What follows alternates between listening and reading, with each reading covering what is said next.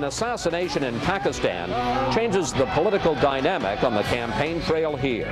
The crisis in Pakistan this week, an early foreign policy test for the presidential candidates. The Washington Post wrote this editorial: "The assassination of Benazir Bhutto presented U.S. presidential candidates with a test. Republican Mike Huckabee flunked abysmally." You know, a lot of people have criticized my foreign policy views, but the fact is, in light of what's happened in the last week, some of my comments on Pakistan seem almost prophetic. What impact does it have on whether or not there's going to be martial law continued in Pakistan, suspension of the Constitution? Those are concerns that the United States certainly should have. There were more Pakistanis who illegally crossed the border than of any other nationality except for those immediately south of our border. That was Iowa's Republican frontrunner Mike Huckabee making some misstatements this week after the assassination of Benazir Bhutto. About the border.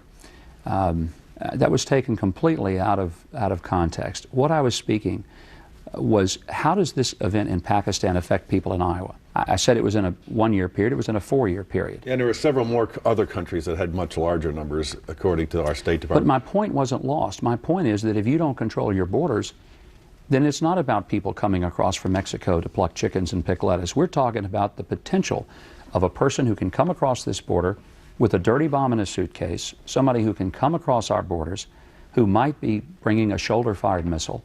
And if we don't have better control of our borders, it does affect the people in Iowa and the rest of America. Well, I think it's fair to say Mike Huckabee had a tough time with Pakistan and the Iowa caucuses this week. This stuff will overtake Mike Huckabee.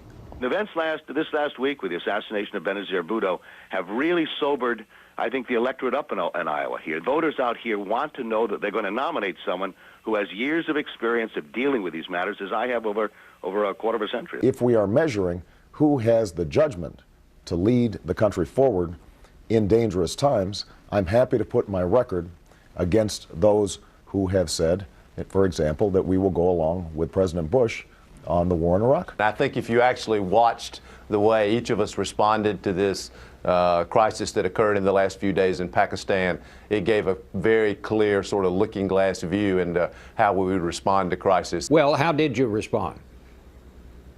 Well, what I did is I found out about the assassination of Benazir Bhutto, and I have to say this is a tragic death. You know, I was with Benazir Bhutto in Abu Dhabi in the Middle East just a few years ago, and we spoke at the same conference. I have known Benazir Bhutto for a dozen years. I've been to Waziristan. I knew Benazir Bhutto. What I did when I found out she had died, it had been assassinated, is I called the Pakistani ambassador that morning, expressed my concerns to him, and said I'd like to speak to President Musharraf. I would love to have been a fly on the wall of President Musharraf's office when the aid came in. The country's in flames, the army's in doubt. And the guy comes in and says, we have holding on the line a former one-term senator from North Carolina calling from Iowa. What were they thinking? I said, you have to allow independent international investigators into Pakistan to get the facts, find out what happened.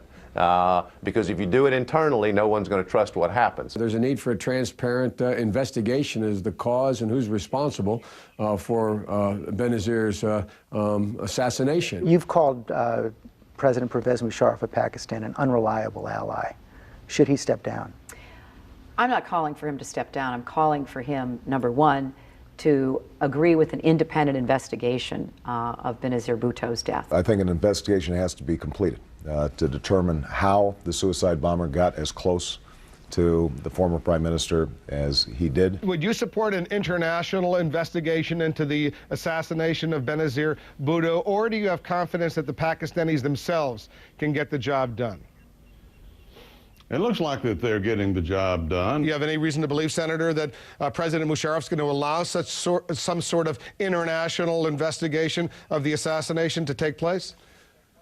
No, I don't. I'm not very hopeful. They'll ferret all that out, hopefully, among themselves there, without the United States of America or any outside countries coming in and telling them how to do it. Do you have confidence in the president of Pakistan?